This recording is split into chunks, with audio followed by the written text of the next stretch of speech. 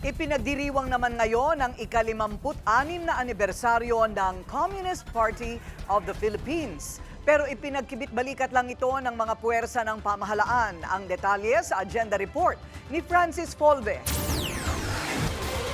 Pangunahan ng laban ng tao sa rehimeng US Marcos at isulong ang revolusyon.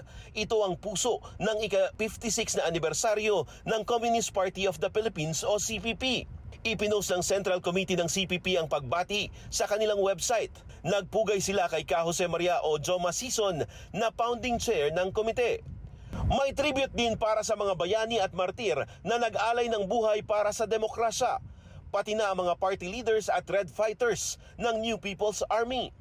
Nananawagan din sila sa partido at mga kasama na palakasin ang samahan at labanan ng ugat ng kahirapan at magsikap para maitaguyod ang kilusan.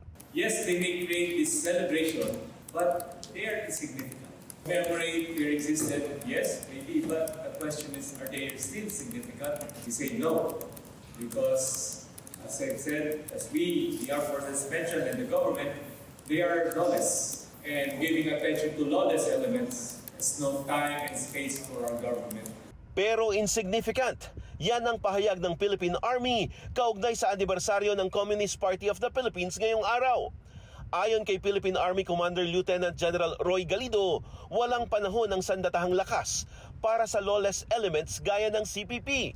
Dagdag ni Galido, walang ceasefire. Ito rin ang sinabi ni Defense Secretary Gilberto Chodoro dahil wala naman daw kasi silang nakikitang legal na dahilan para dito.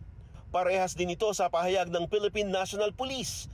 Ayon kay PNP spokesperson, Police Brigadier General Jean Pajardo, hindi nila sinuspinde ang Offensive Police Operations o SOPO laban sa mga rebelde sa buong bansa. Pero lumalabas naman daw sa intel reports ng PNP na wala namang banta sa seguridad ng bansa kahit pa nga anniversary ng CPP.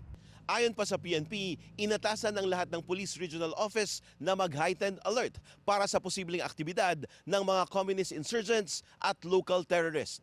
Pakiusap naman ni Yusek Wilben Mayor ng Office of the Presidential Advisor on Peace, Reconciliation and Unity sa mga rebelde na samantalahin ang Pasko para makasama ang pamilya at tanggapin ang alok na amnesty para maibalik ang kanilang political at civil rights. Para sa Agenda, Francis Polbe, Billionario News Channel.